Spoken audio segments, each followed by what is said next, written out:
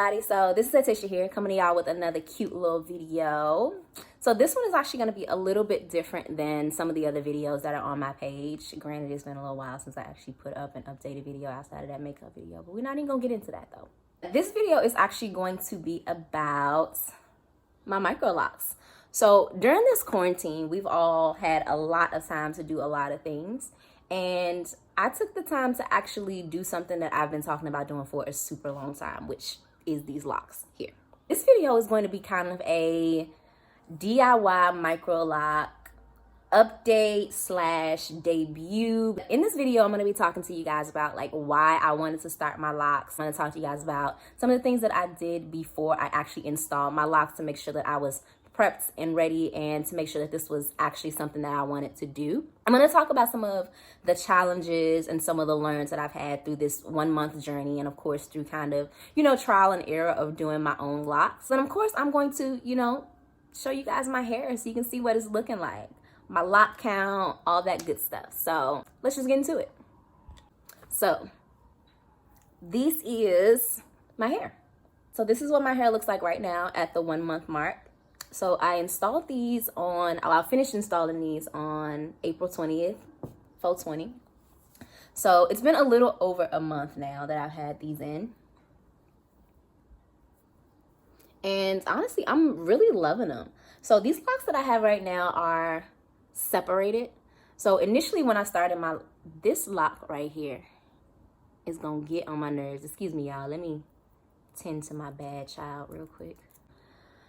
Okay, so let me turn around so y'all can see them from the back.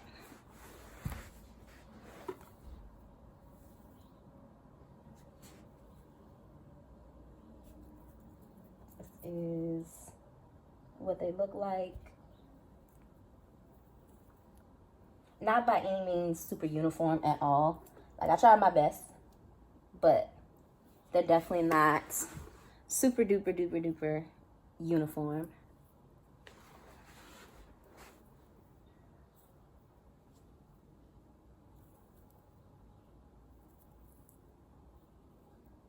So let's jump into the reasons why I wanted to lock my hair. So I've been natural since about like 2010, 2011. So I have been, like, me and my hair have been in the trenches for a while now. And, throughout having natural hair, I've gone through, the journey that every natural has gone through in learning my hair, figuring out what my hair likes, figuring out what I like for my hair, figuring out what styles I like, figuring out my quote unquote hair type, like just kind of, going through the motions with my hair. Honestly, it hasn't been an easy journey. Like, I know when you go natural, a lot of people think that it's just this super beautiful running through roses experience of, just kind of coming to grips with your natural hair and coming to grips with, how God intended your hair to be. And it's just going to be beautiful. And it's going to be just this easy experience. And it's going to be seamless to jump into it and get into your routines. And sis, it's not. It definitely takes a while for you to get used to it. Natural hair is definitely something that you have to work at, for sure. And for me, even though like I'm a licensed hairstylist, a makeup artist, all that stuff, I don't really like doing my own hair, which is super weird. Like I like playing in other people's hair and stuff like that and doing other people's hair. But when it comes to my own hair, I just don't have the time. Like, I'm super duper lazy with my hair. Like, I'm that natural that will, if I could and if I like the look, I would wear my hair in a puff all the time. Just because it's easy. Just because it's quick. Just because it's simple. Like, I am not that natural that does like 50 million steps and has like a set wash day every single week. Because, baby, I ain't got time. I don't feel like doing it. I don't have the time to do it. But me being a lazy natural, being lazy and being natural don't necessarily add up. When I really began to consider going natural, there was actually a couple of turning points that made me really consider going natural. So I think the very first one is when I was in cosmetology school. I had a teacher named Miss Aaliyah. Shout out Miss Aaliyah. I miss you. How you doing? But anyway, Miss Aaliyah had the most beautiful sister locks that I have ever seen. And I remember just being so like, I was so kind of astounded by them because of how, number one, how beautiful they were, but also how versatile they were as well. So she was able to wear her hair in styles that, loose naturals would wear. She's able to curl her hair. She's able to braid her hair. She's able to manipulate her hair in a way that's very reminiscent of having natural hair and the freedom of being able to manipulate and use your natural hair. So that is something that I loved. So she is the one who really kind of made me, I would say, appreciate locks. She told me never call them dreadlocks, because given the history of the locks, they are not dreadful. And to this day, I still be giving people the side eye when I hear them say dreadlocks. And I'm like, you mean locks? Because they're not dreadful. Just a whole snob about locks, and I ain't even have none yet, which was crazy. I ain't even have none yet at all. The second thing that really kind of made me fall in love with locks, or really made me, consider wanting to get locks myself, is a really long time ago. I think this was like 2013. Yeah, it had to be like 2013. At that time, I was like 2-3 years into my natural hair journey. And honestly, I was a little bit over it. I didn't feel like doing my hair every single morning. And I didn't want to wear a puff to work every single day. Because to me, like, I get tired of that look. I get really tired of the puff. Like, I used to get mad compliments on my puff and people used to tell me how healthy it looks, how good it looks, and, just how beautiful and, like, goddess-like I looked. And I'm just like, it's cute. I mean, I'm a little bored with it, but it's all right. Anyway, so I decided to do some yarn locks in my hair. Not yarn locks, but yarn braids in my hair. And, y'all, when I did these yarn braids, oh, my gosh. Yo, those things were so beautiful, and they were just so like easy for me, even though I never finished my yarn locks. Like, when I installed them things, I started on the perimeter of my head. I did not finish. I didn't even attempt to touch, like, the middle of my head was loose natural hair for a really long time, and I just wore it in a bun. I don't care. I did it, whatever. But, like, just the verse, that kind of gave me a feel for what locks might be like, how I might look with the locks, like how easy it might be to do them every single day. So ever since, like, those instances happened, I've been talking mad crap about how I'm going to lock my hair. Like, anytime locks come up in conversation or I see somebody with beautiful locks, here I go talking about some, oh, yeah, I'm going to lock my hair. I want to lock my hair. I think I'm going to do it. I'm going to take the leap. I'm going to do it, yeah. Y'all, it is 2020. Did y'all? It's 2020, y'all. And like I just said, I have been contemplating this since at least like 2012, 2013. So that is a long freaking time to be contemplating getting the locks. So that's kind of what initially made me want to get locks themselves. So some of the steps that I took before actually locking my hair was I did mad research on YouTube. Like, I did mad searches on, like, starter locks. I did searches on sister locks. I did, like, retwist searches. I looked at different pages of people that are popular right now and have been popular in the past that have locks in their hair. Just to kind of get a feel for, like, how I might want mine to look. Like, whose locks I might want to mirror my own after. Another thing I was looking at as well is the texture of people's hair and just kind of, like, the anatomy of other people's hair. Because even though I see these lovely locks in other people's head and I may be envious of them and I may think that, the style would look good in my hair, if their hair texture and the properties of their hair is not similar to mine, it's not going to look the same. So that is definitely something that I had to take into consideration. And just kind of being 100% honest with how my hair is. Because I know sometimes with us women or just people in general, sometimes we can kind of like overestimate our hair.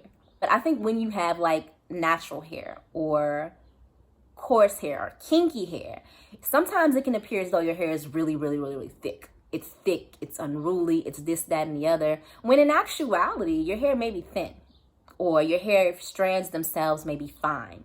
Like it's a really like, it's kind of like a teeter-totter balance.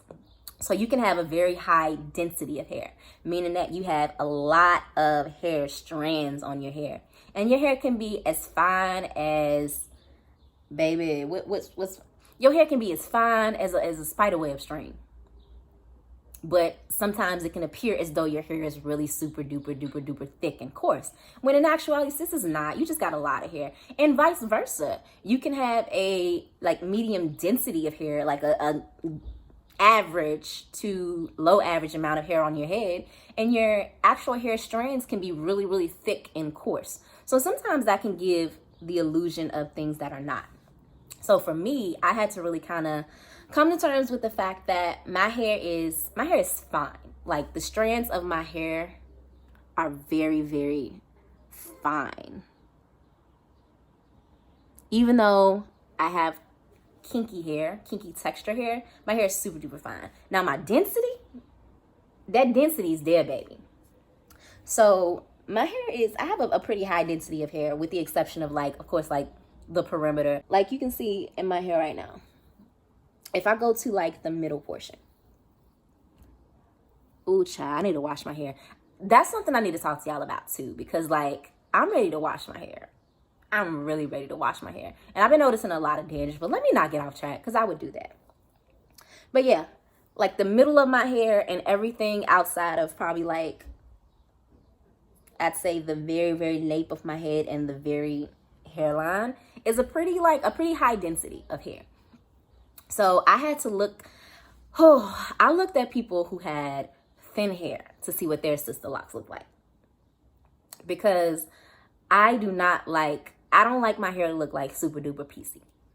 Like, I think I've come to grips with the fact that I have fine hair, and I've never, ever liked the look of having like super duper piecey hair where you can see blocks of just like space in it, just like negative space where hair should be. And I mean, that's not to knock anybody who has that look or who may like that look. It's just not something that I prefer. You know what I mean? So I looked at people on YouTube to see like what their hair looked like. I took an examination, of course, of my hair to be realistic with what my hair expectations were, like what I can expect out of my hair. And I also looked at like the styles of locks that I might want. So for me, I knew that I didn't want any locks that were like traditional size or bigger size locks. I wanted, again, like I said, to be able to manipulate my hair. I like being able to have the freedom of being able to curl my hair, maybe put some pin curls in, maybe wear it just loose, like just be versatile with it. And I feel like with the larger locks, they kind of limit how versatile your styling can be. So really taking a look at like the style of locks that I wanted in the long term. And also looking at like the methods of application, or the method of installation, I should say, for my locks. So with my hair being on the finer side, I did not want to start off with something like braid locks. So with braid locks are cool because like they hold their shape. So if you want to maintain the actual like look of the lock when you initially do it, like braid locks are the better way to go because they're gonna hold that form.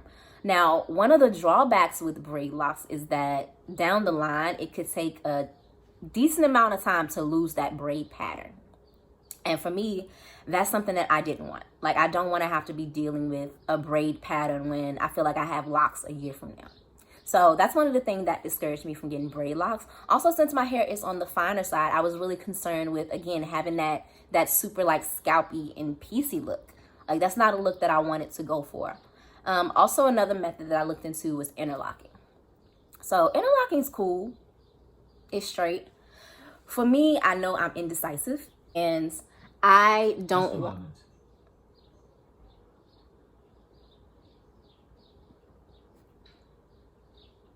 Hey, stop. I bet y'all Siri behave. But yeah, I know that I'm indecisive. So I didn't want to, have my locks for like X amount of time and they're not really coming out the way that I thought they were going to come out. But I'm stuck because I interlocked.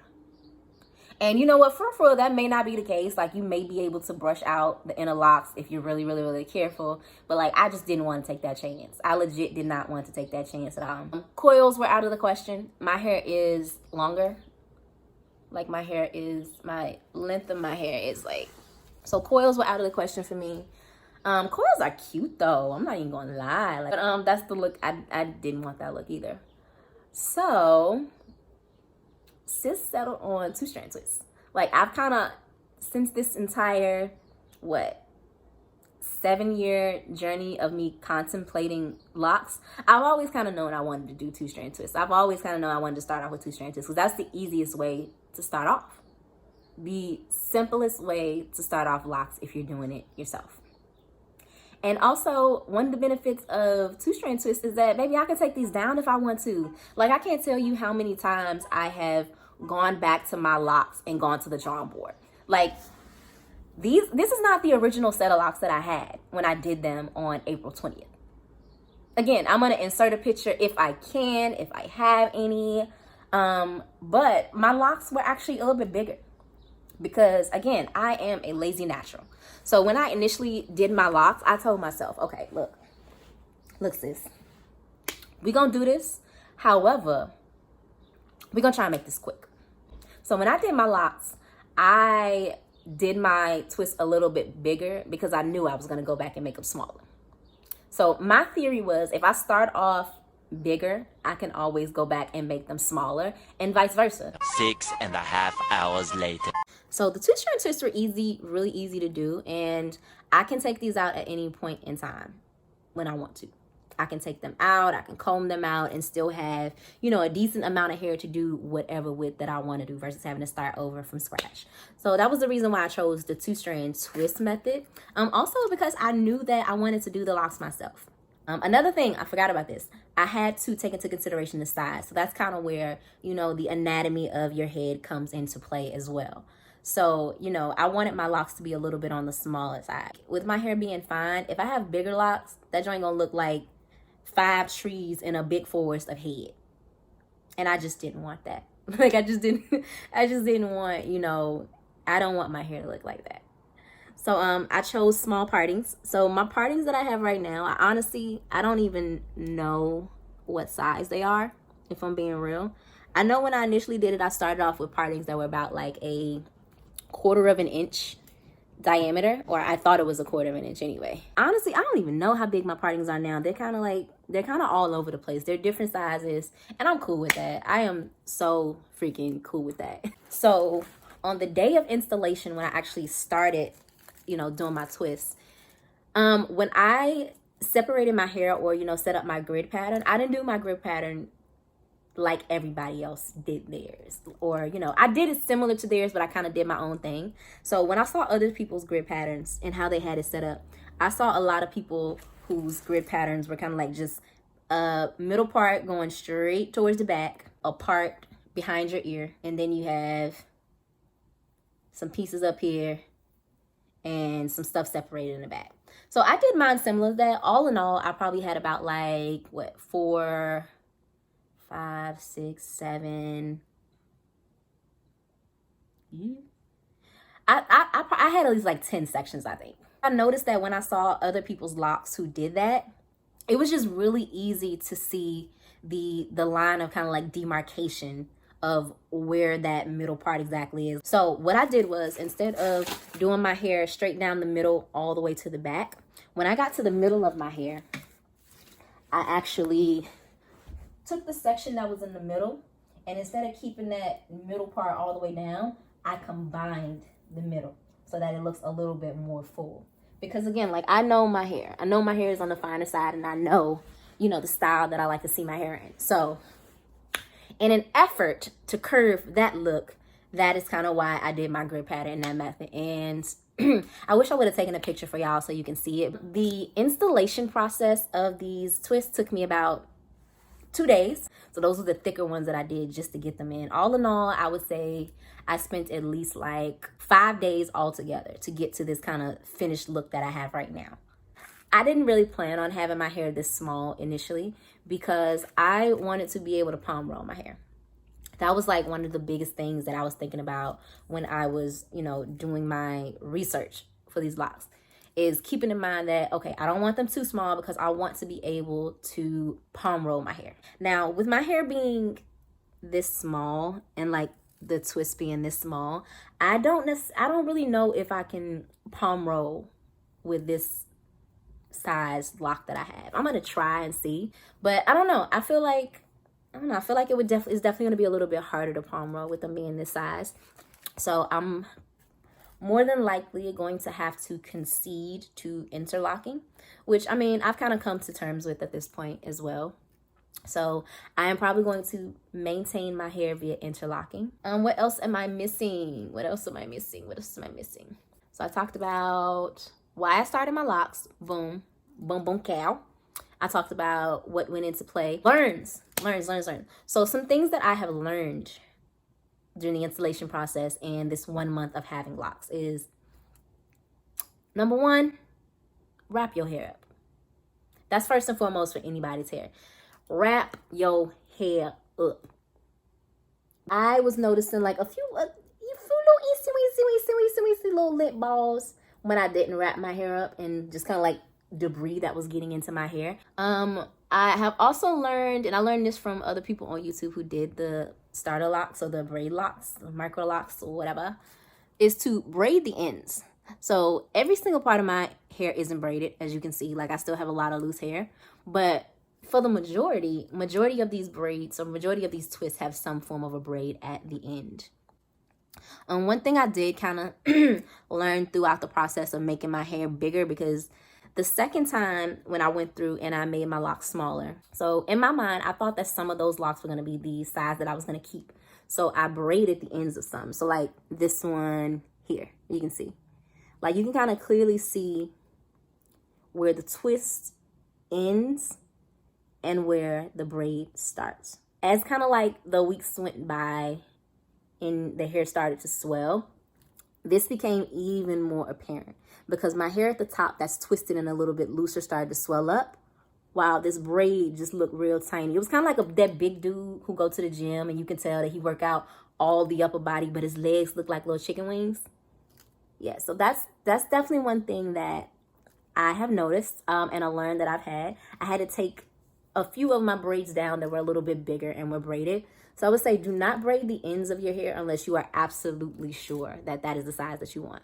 You can take it down, but it is a hassle, man. So braid the ends of your hair, because it's going to keep your hair from unraveling, and that is something that I had to. Some of my locks were unraveling throughout the period of this month, so that's kind of why I started to braid the ends too. But if you aren't sure of the size, or you're like me and you're thinking about going back and making them smaller, or like manipulating them in any way, don't braid the ends. And if you do braid the ends, don't be like me and braid it higher up on the twist. So yeah, that's definitely one learn that I had. That's all I can really think of, y'all. Like, if anybody has any questions about anything, please let me know. Anything that hasn't already been answered in this video or anybody else's video, or if there's anything specific to me and my locks or my starter locks that you guys want to know, any questions that you have, let me know. Please let me know. Boom, almost forgot. Make sure too that when you're twisting, that it is a nice taut twist, a nice tight twist. Because if not, them tangs gonna be loose, baby. You see how this is right here? It's gonna be a little loose. Now, I'm not mad at this, don't get me wrong, but if I would have twisted a little bit tighter, it definitely would have been more of a uniform lock. But yeah, as far as how many locks I have, I think I'm gonna leave that a mystery. So I want y'all to guess how many locks I have. So y'all tell me how many locks you think I have. This is my hair. Ooh, y'all see that highlight? Blinding, and you know what I keep in the lane. All right, let's see.